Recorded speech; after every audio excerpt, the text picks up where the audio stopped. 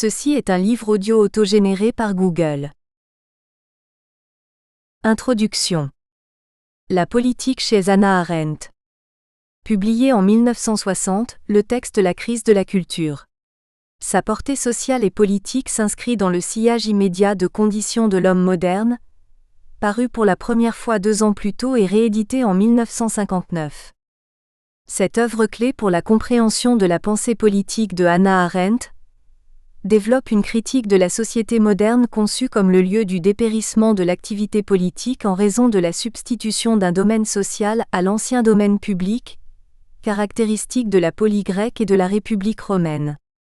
2 faits accompagnent la faillite de la politique: la progressive dissolution du monde humain et la transformation de la politique en une activité de fabrication.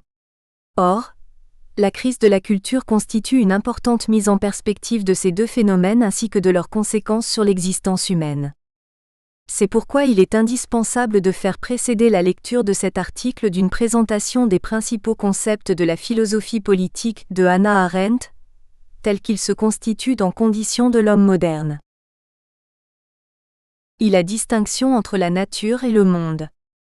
Il n'y a que les hommes qui aient un monde. Être d'un monde est un élément de la condition propre à l'homme. Pour le comprendre, il faut partir d'une différenciation cruciale entre ce que Hannah Arendt appelle le monde, d'une part, et ce qu'elle nomme d'autre part, la nature, ou parfois la terre. La nature ou la terre abrite, protège et perpétue la vie. Perpétuer à l'infini l'interminable mouvement de la vie, ce que Hannah Arendt appelle le processus vital, telle est la raison d'être, telle est la finalité de la nature. Pour rendre compte du processus biologique inhérent à la nature, Hannah Arendt, après Marx, emprunte à la physiologie le concept de métabolisme désignant la propriété, commune à tous les vivants, de prélever dans leur environnement et d'intégrer à leur organisme de quoi maintenir leur vitalité. Ainsi toute la nature est-elle vue par la philosophe comme un vaste mécanisme d'assimilation métabolique, dans lequel tout ce qui est sert à régénérer le processus vital. La nature veut la vie. Elle use tout ce qu'elle produit pour prolonger indéfiniment le cycle vital. Elle ne conserve rien, elle n'a pas de passé et le présent s'y abîme dans la continuité du processus. Voilà pourquoi rien de ce qui constitue la nature n'est durable. Il n'y a au sein de la nature aucune stabilité, aucune permanence. Tout ce qui est sur la terre n'y est que de passage, appelé à disparaître pour que soit entretenu le processus vital. La nature absorbe tout afin d'en nourrir les forces de la vie. Elle est le règne d'un changement qui ne change rien puisqu'il ne remplace l'ancien que pour prolonger le même, la vie. Les hommes, en tant que membres du vivant, font bien entendu partie de ce processus strictement biologique dont la nature est le théâtre. Mais écrit Hannah Arendt dans Conditions de l'homme moderne, si la nature et la terre constituant généralement la condition de la vie humaine, le monde et les choses du monde sont la condition dans laquelle cette vie spécifiquement humaine peut s'installer sur la Terre. 5. Que veut dire cette phrase? Du point de vue biologique, les hommes payent leur tribut aux nécessités du mouvement vital. Mais ce n'est pas au titre de sa contribution à la vie que l'espèce humaine accomplit le spécifiquement humain sur Terre. Ce n'est pas le fait de vivre qui rend humaine la vie des hommes, c'est leur capacité d'ériger sur la Terre un monde. Dans l'expression vie humaine, le mot vie désigne bien l'homme comme un être de la nature, mais c'est l'appartenance de l'homme à un monde qui rend cette vie digne du qualificatif humaine. C'est par le monde, et à condition qu'il y ait un monde que l'homme manifeste son humanité. Mais qu'est-ce donc que ce monde qui n'est pas la nature? Les composantes du monde. Le monde, à l'inverse de la nature, est marqué par la durée, la stabilité voire la permanence de toutes ses composantes. Hannah Arendt appelle monde toutes les créations et fabrications humaines qui échappent, au moins en partie, au processus destructeur de la vie. Il est primordial de savoir de quoi est composé ce monde qui résiste à l'absorption et à l'assimilation par le processus vital. Les premiers éléments constitutifs du monde humain sont les productions de l'œuvre. Sous ce terme, Hannah Arendt ne désigne pas l'objet résultant de l'activité fabricatrice des hommes, mais cette activité elle-même. En ce sens, le mot œuvre exprime l'acte d'œuvrer plutôt qu'œuvrer, comme le mot travail signifie l'acte de travailler, la distinction entre ces 2 activités se révélant déterminante, ainsi que nous le verrons par la suite. L'œuvre humaine donne lieu à deux types d'objets, les objets d'usage et les œuvres d'art. Les objets d'usage sont ceux que les métiers de l'homme, c'est-à-dire l'artisanat, fabriquent pour un usage durable. Caractérisés par leur robustesse, les objets d'usage traversent les générations. Ils demeurent tandis que les hommes s'en vont. Ils témoignent de la pérennité du monde. Participent ainsi à la configuration d'un monde. Les bâtiments, constructions, meubles, outils, instruments et autres objets qui, tout en ayant une valeur utilitaire, ont cependant été fabriqués pour que l'on s'en serve longtemps. Hannah Arendt éclaire le statut de cette catégorie d'œuvres en différenciant les objets d'usage des biens de consommation. Ces derniers ne sont pas des œuvres, et ne contribuent pas à l'édification d'un monde. À proprement parler, les biens de consommation ne sont d'ailleurs pas tant des objets que des produits. Fabriqués industriellement et en grande quantité, ils sont déterminés par leur caducité. La vocation du produit de consommation à disparaître en étant assimilé, c'est-à-dire à être usé ou absorbé pour servir à la vitalité commune, l'associe au métabolisme et le rattache à la sphère de la nature plutôt qu'au monde. Nous vérifierons plus loin que la société dite de consommation participe davantage de la poursuite du processus vital au sein de l'espèce humaine que de la constitution d'une humanité. Au rang des œuvres qui dessinent la géographie du monde humain figurent ensuite les objets de l'art. Hannah Arendt tient les œuvres d'art pour les constituants les plus stables et les mieux à même de faire monde. En raison de leur éminente permanence, écrit-elle, les œuvres d'art sont de tous les objets tangibles les plus intensément du monde. La durabilité des œuvres d'art est en effet supérieure à celle des objets d'usage, précisément parce qu'elles ne sont d'aucun usage. De ce fait, elles échappent à l'usure à laquelle reste promis l'objet d'usage, apparentant encore ce dernier au bien de consommation. Mais étrangère au cycle des moyens et des fins, l'œuvre d'art doit surtout son statut d'objet purement mondain à ce que, n'ayant aucune valeur d'usage, elle n'a pas de valeur d'échange et ne vaut donc que par sa seule présence devant et parmi les hommes. Soit l'on dira qu'elle échappe à l'ordre de la valeur, si l'on ne rattache à cet ordre que les objets renvoyant à une finalité dont ils sont le moyen. Soit on lui attribuera une valeur intrinsèque non médiatisée par son utilité. Les œuvres d'art n'ont d'autre raison d'être que d'apparaître aux hommes et de solliciter de leur part un jugement esthétique, désintéressé et gratuit.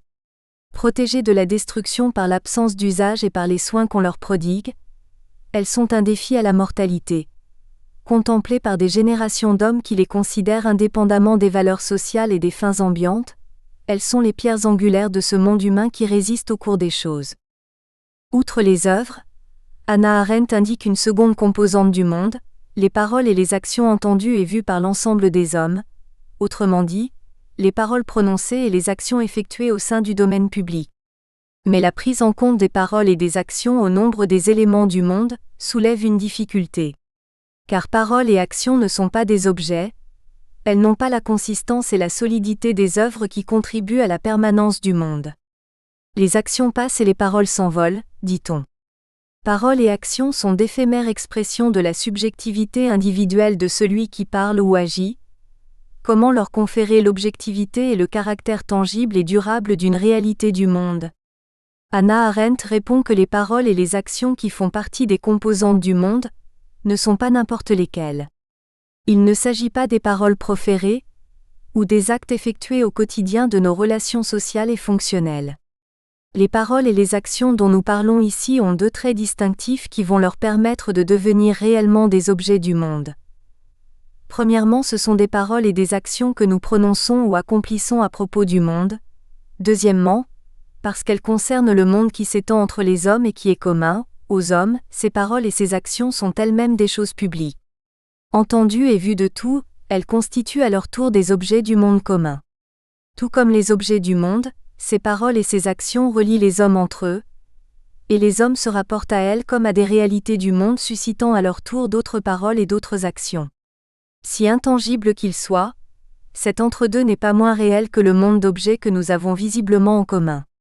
Enfin, des paroles et des actions de ce type ne s'envolent pas et ne passent pas, car elles deviennent tangibles, c'est-à-dire qu'elles deviennent concrètement des œuvres, lorsque l'activité fabricatrice et créatrice les matérialise sous forme de poèmes, écrits ou livres, tableaux ou statues, documents et monuments de toutes sortes. Hannah Arendt parle d'une réification des paroles et des actions. Réifier, c'est transformer en une chose, en un objet réel quelque chose d'immatériel. Cette réification qui consacre l'appartenance au monde des paroles et des actions en leur inoculant la permanence, répond aux besoins de leur inscription dans la mémoire collective. En un mot, ces paroles et ces actions sont bien des objets durables du monde parce qu'elles restent dans la mémoire et que l'on continue de les voir, de les entendre et s'y référer longtemps après. Ainsi le monde humain est-il fait de choses fabriquées, de paroles échangées et d'actions accomplies. 3. Les notions de natalité et de mortalité. La natalité, c'est le fait d'avoir à naître, la mortalité, c'est le fait d'avoir à mourir. Une idée fondamentale de la philosophie de Hannah Arendt est que, parmi tous les vivants, seul l'homme est appelé à naître et à mourir. La natalité et la mortalité ne concernent que l'homme, on pourrait dire que ce sont deux traits de l'essence même de l'homme. Pour affirmer cela, il va de soi que Hannah Arendt ne donne pas exactement au mot naître et mourir un sens strictement biologique.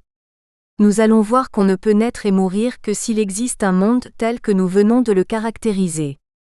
Un monde humain où l'on apparaît et dont on disparaît, apparaître dans le monde étant le fait de la naissance et disparaître du monde étant le fait de la mort.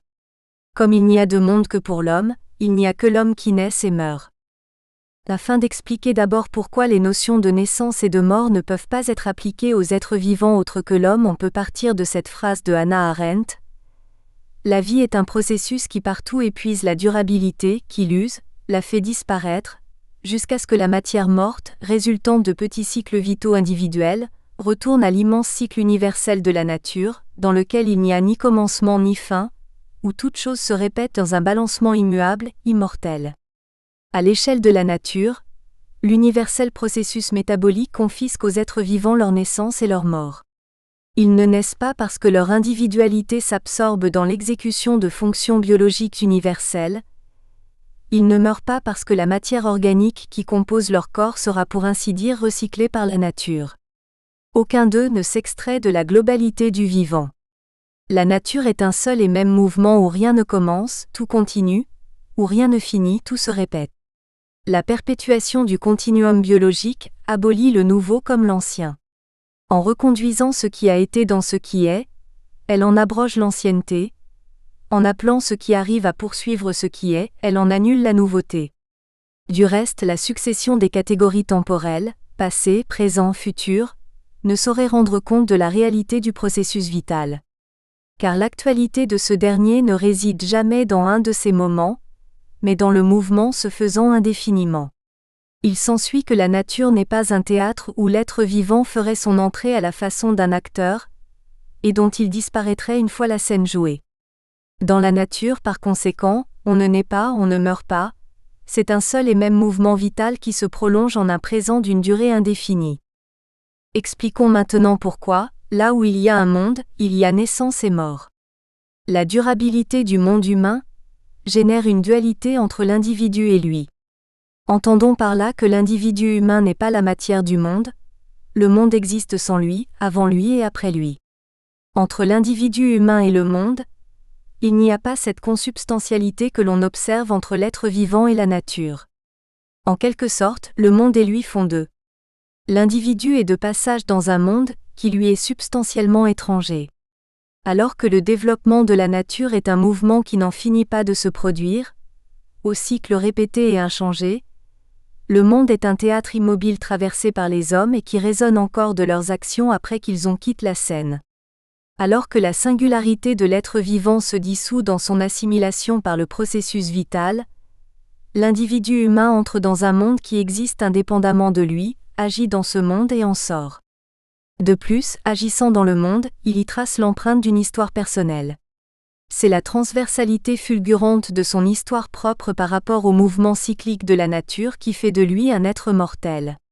La mortalité humaine vient de ce que la vie individuelle, ayant de la naissance à la mort une histoire reconnaissable, se détache de la vie biologique.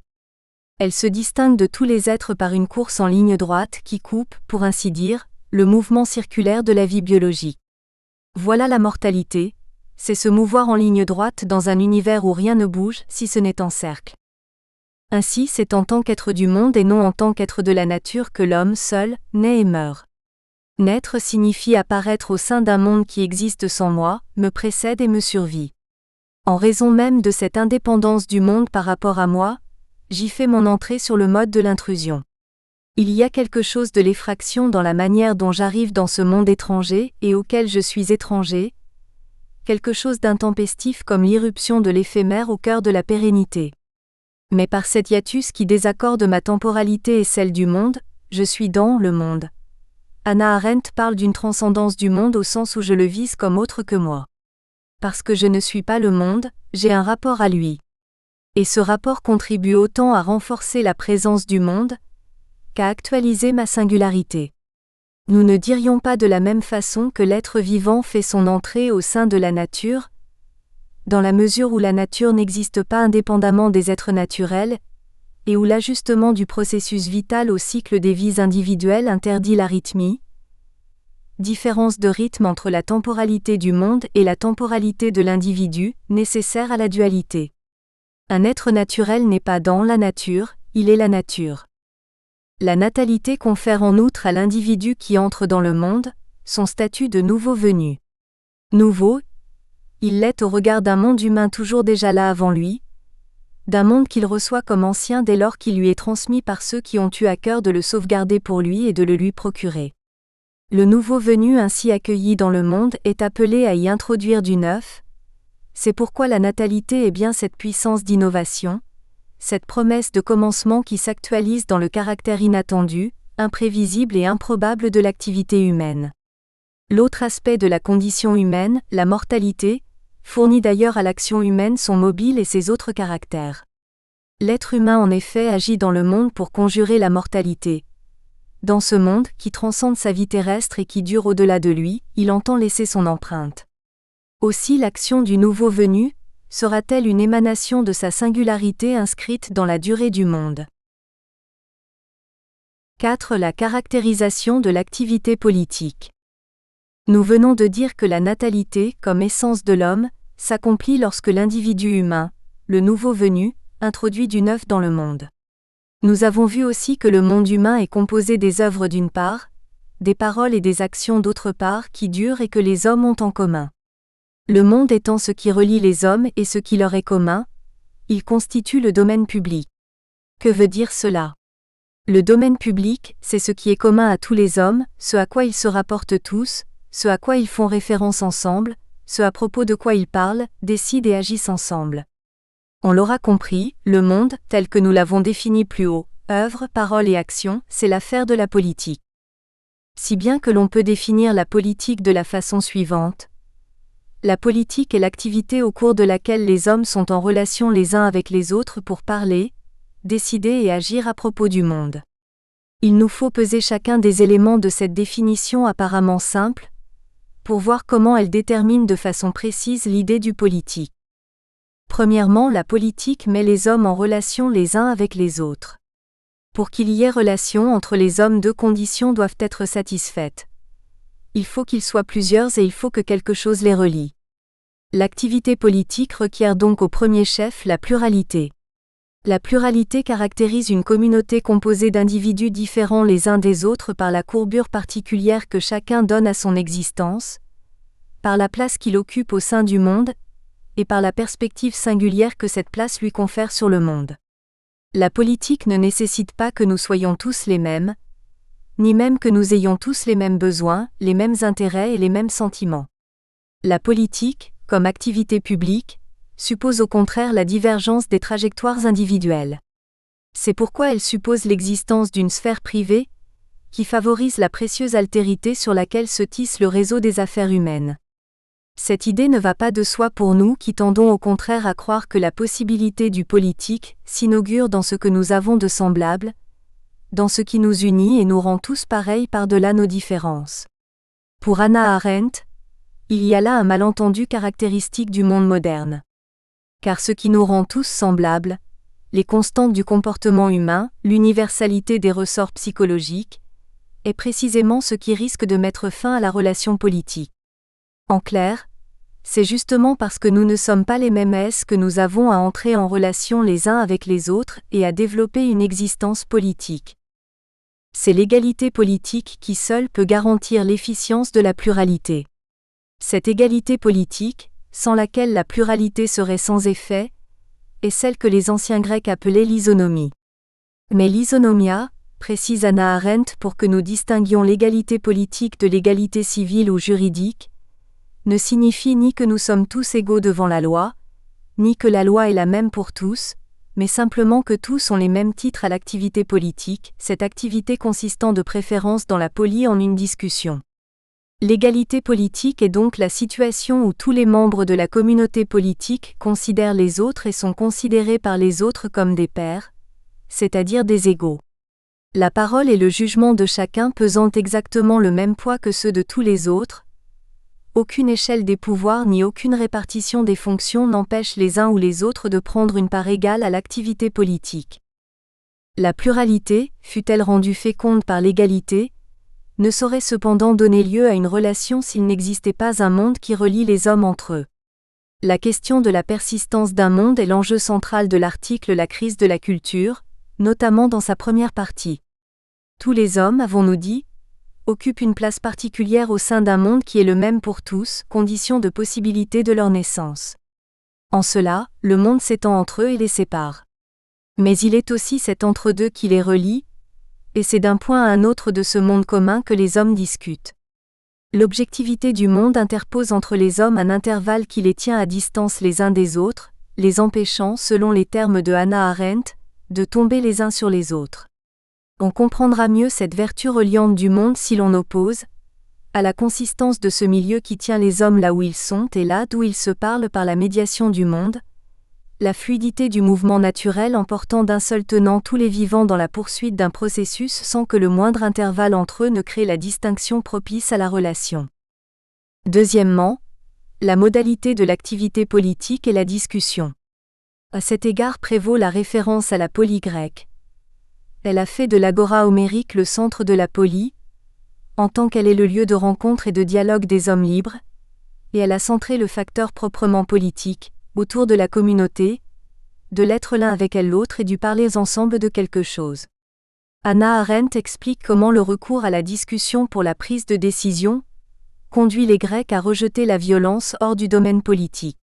En outre, la véritable politique n'étant pas affaire de domination et d'ascendant pris sur les autres, l'idéal de la discussion repose moins sur le triomphe de son propre point de vue au moyen d'une argumentation efficace que sur la capacité d'élargir sa pensée vers celle des autres, de se mouvoir librement dans la pluralité des perspectives prises sur le monde pour dégager une opinion qui prenne en compte toutes les autres.